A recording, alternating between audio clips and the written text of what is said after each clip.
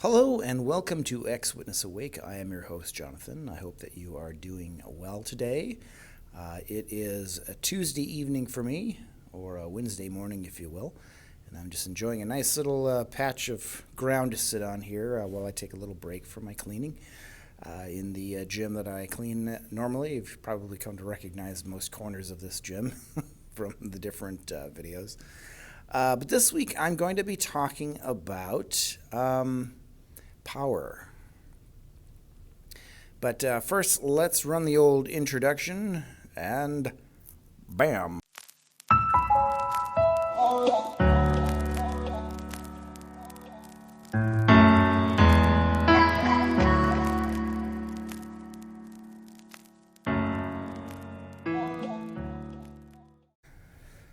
So, I'm sure everyone here has probably seen the original Spider-Man movie with Uncle Ben, who says to Peter, "With great power comes great responsibility." And so began the epic hero,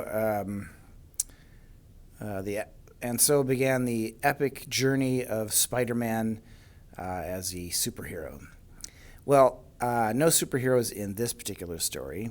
When it comes to the governing body of Jehovah's Witnesses, you could, in fact, say, with great power comes no responsibility, because they don't take responsibility for their actions. So, case in point, Brother Stephen Lett of the governing body. I believe he is 71 at the time of this taping. Tape. Who uses tape? Is this recording? This is a phone, not a video camera. Anyway. Yeah, so I believe he's that old, and he's been on the governing body for a number of years. He was basically raised in the truth, as it were. As one of the governing body members, he has a lot of power because, well, the 8 men in New York, they command a lot of authority. Basically what they say goes, because they're supposed to be, the avenue that Jehovah God is using to direct people in the world today. So they're God's representatives. Don't listen to Jeffrey Jackson, because he just said that in court. And do you see yourselves as Jehovah God's spokespeople on earth? That, I think, would seem to be quite presumptuous to say that we are the only spokesperson that God is using. The scriptures clearly show that someone can act in harmony with God's Spirit in giving comfort and help in the congregations. But if I could just clarify a little, going back to Matthew 24, clearly Jesus said that in the last days, and Jehovah's Witnesses believe these are the last days, there would be a slave, a group of persons who would have responsibility to care for the spiritual food. So in that respect, we view ourselves as trying to fulfill that role. They actually do believe that they are the avenue that God speaks to his people. So what they say has a lot of weight behind it. And as with anything that has a lot of weight behind it, it can have a lot of negative consequences, depending on what is being said and how. So, in the case of Stephen Lett, in recent years he had that talk about the last days of the last days of the last days kind of thing. It was kind of a weird thing to say. I kind of have to wonder what the other governing body members thought of that statement. I know that it was based on an article from years past, or at least sort of paraphrased, adapted a little bit for more modern times, because, pandemic and all. So they had to come up with something to show that, the end's coming real quick, so you better get on board, better get in there. So that was kind of a weird thing for Stephen Lett to say, because, of course, we're still here, more than 2 years after that statement was made. So it didn't quite feel like the end's coming yet, A little bit anticlimactic to say that's, it's that close to the end. So I got to wonder what kind of an impact that had on people's lives. How did Jehovah's Witnesses react to that statement? Did they do like they did in 1975 and decide to start selling things off and giving money to the organization and trying to pioneer? Probably not, considering people couldn't really go out. They were locked down and all that stuff. But I'm sure it had an effect on people's minds and emotions. What they say can have a detrimental effect on your feelings about the future, living with anxiety that the end is any minute now. So that's something to think about. But recently, unless you've been living under a rock as one of Jehovah's Witnesses or an ex-Jehovah's Witness, or even somebody that kind of follows what's going on in either community, the conventions are going on right now. In that convention, Brother Stephen Lett, well, you know what, let's let Stephen say it himself, because no one can beat the original, so here you go. Now, if we think about it, we're not born as friends of God, because we're born as sinful offspring of Adam.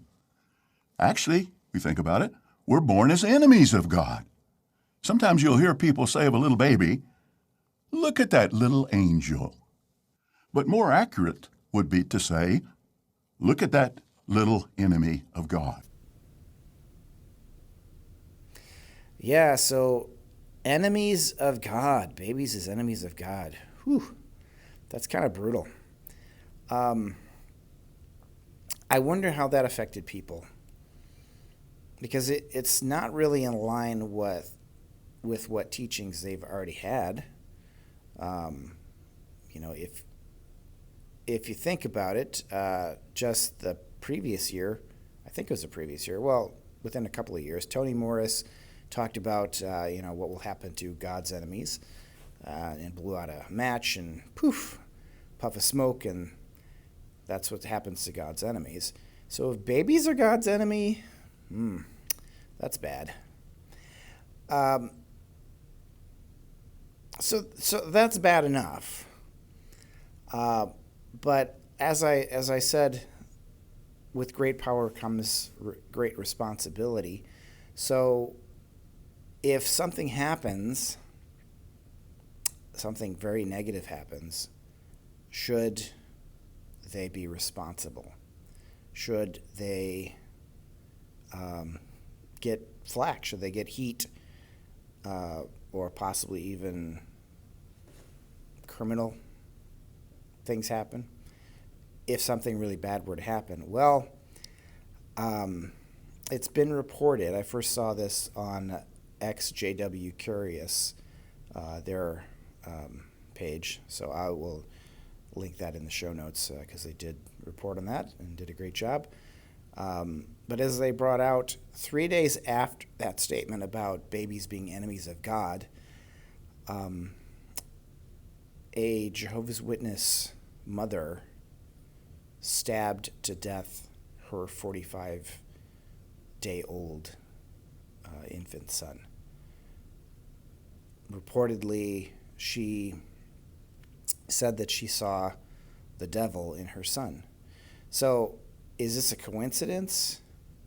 3 days after that statement that, obviously I think that everyone would have been talking about, because it was a really bananas thing to say. Very irresponsible to call babies enemies of God, because there's old publications that say exactly the opposite. They're not enemies of God. How can you be an enemy of God when you can't do anything other than, eat and poop and sleep? Just being, a little over a month old. That's not an enemy of God. They're not doing anything to be an enemy of God. They're just existing and, hopefully growing and being healthy and happy and, becoming a toddler and a child and an adult and that sort of thing. But no, this mother who obviously had some mental issues, murdered her son because of something just stupid that Stephen Lett said. So, should these people who are powerful be also responsible for the things that they say and they do? I believe so. If they are going to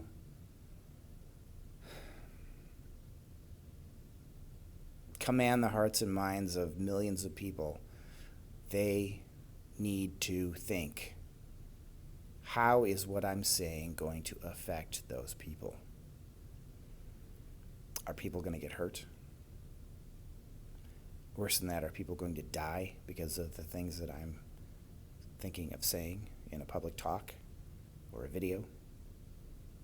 They need to be responsible for the things that they do and they say.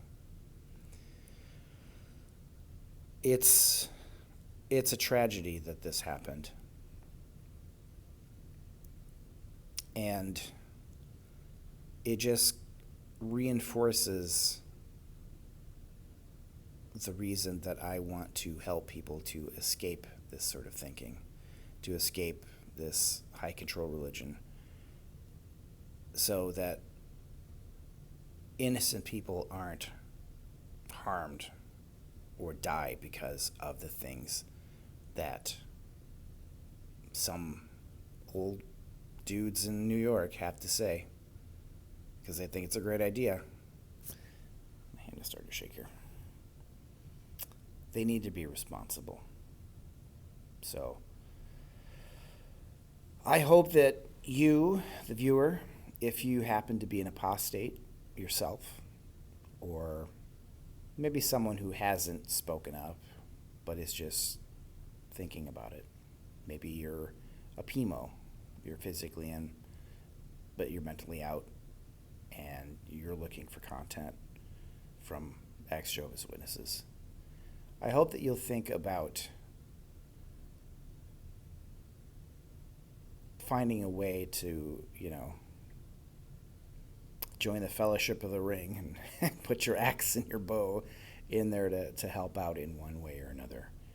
If you have some inside information that you can provide that would benefit apostates who do have a platform, please, contact somebody. I'd be more than happy to read a letter, to get a story, and to be able to relay that to the public so that they know the kind of things that go on in the organization. And it isn't just Jehovah's Witnesses either. As you are probably aware, if you have been following me, that there's the Apostate Coalition. That's a hashtag that's at the bottom of my videos, and there's a Discord. So we talk to people of all different religious groups, high control groups, people. It's not just Jehovah's Witnesses. There's Mormons, or ex-Mormons rather, ex-Amish, Mooney. I haven't got the full set yet. I got to get a Scientologist. We'll get there. So, if you have a friend that is of one of these groups that is maybe struggling, share this video and ones like it. Just sharing the things that apostates are saying with people who maybe just need that little push to get out of that group, that makes a difference. So with that, please like and share. If you are not subscribed, please subscribe. I would love to talk to more people.